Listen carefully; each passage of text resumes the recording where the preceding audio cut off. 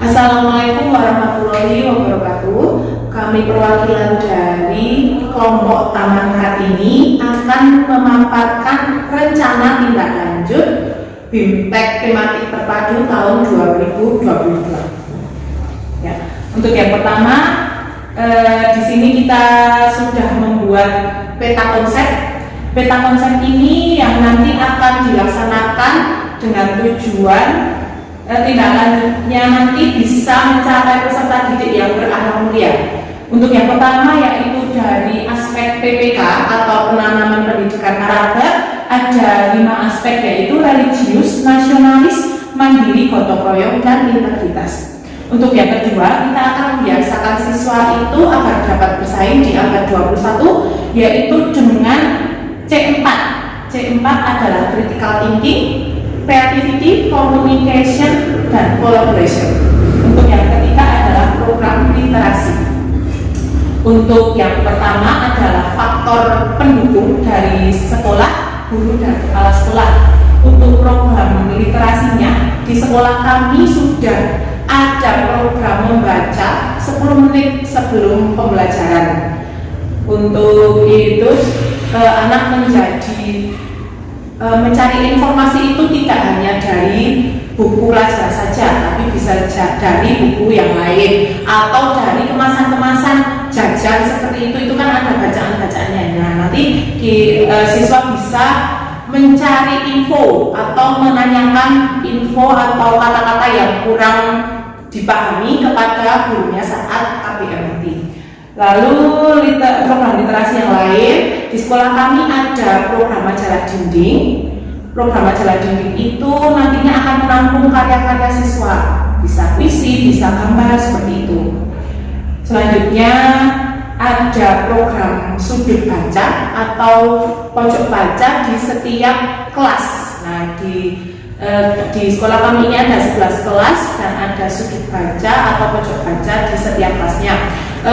Sudut baca itu bertujuan agar anak bisa lebih rajin membaca, karena sudut baca itu terdapat di dalam kelas, jadinya anak tidak perlu meminjam keluar dari kelas, seperti itu.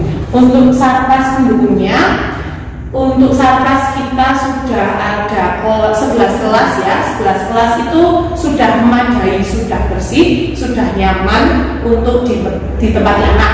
Kemudian ada perpustakaan, juga perpustakaannya juga sudah nyaman untuk ditempati, ada ribuan buku bahkan yang ada di dalamnya. Jadi anak bisa meminjam buku di saat yang ditentukan, seperti itu. Kemudian ada program memberi teladan. Ini memberi teladan itu kita tidak usah jauh-jauh ya, dari hal yang kecil saja, yaitu membuang sampah. Membuang sampah itu kebiasaan sepele tapi sangat bermanfaat. Nah, kita sebagai pendidik, sebagai guru itu mengajarkan anak dari sedikit demi sedikit, kalau ada sampah langsung kita ajarkan untuk dibuang, seperti itu. Dibuang di tempat sampah, seperti itu. Kemudian ada pembiasaan nilai karakter.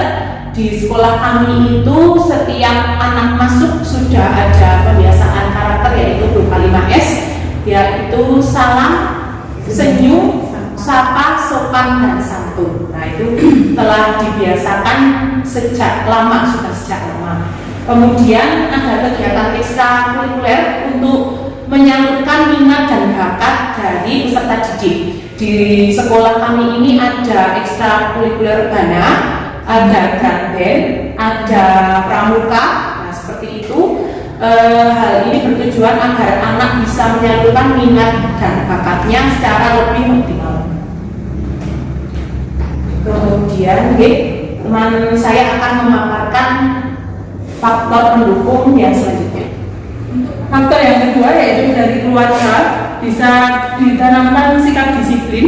Ini tujuannya agar anak itu disiplin dalam waktu, maupun di rumah maupun di sekolah. Contohnya anak harus bangun pagi jam berapa, lalu harus istirahat mulai jam berapa dan jam berapa.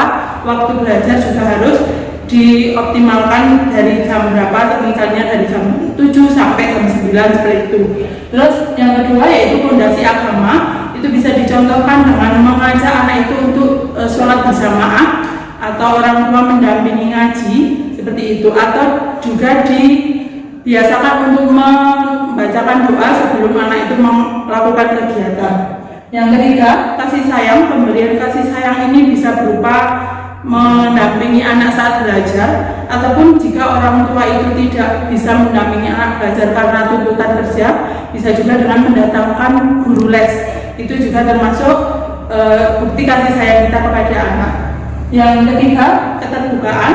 Keterbukaan ini kita sebagai orang tua harus bisa menjadi teman untuk anak kita, agar anak itu mau berbagi rasa, berbagi keluh kesah apa yang dia alami di luar rumah.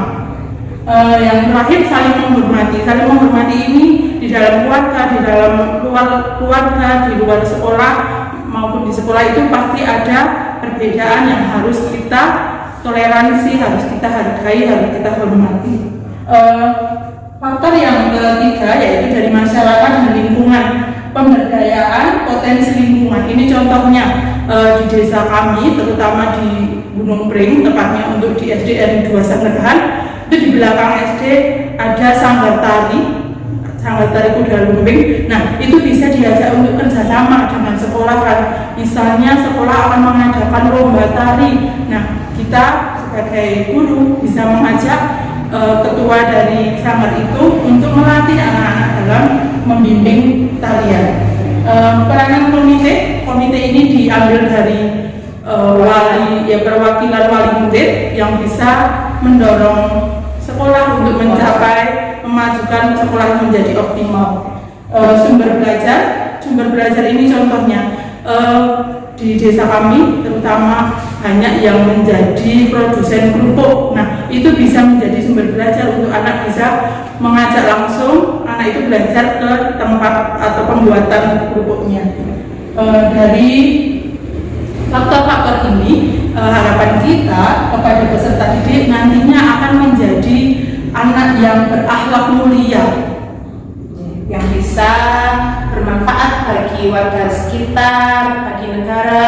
Selain itu juga ahlak itu sangat penting ya. Untuk sekarang ahlak itu datang dari hati mereka masing-masing seperti itu. Jadi kalau ahlaknya sudah baik, kita harapkan juga bisa berprestasi dengan baik.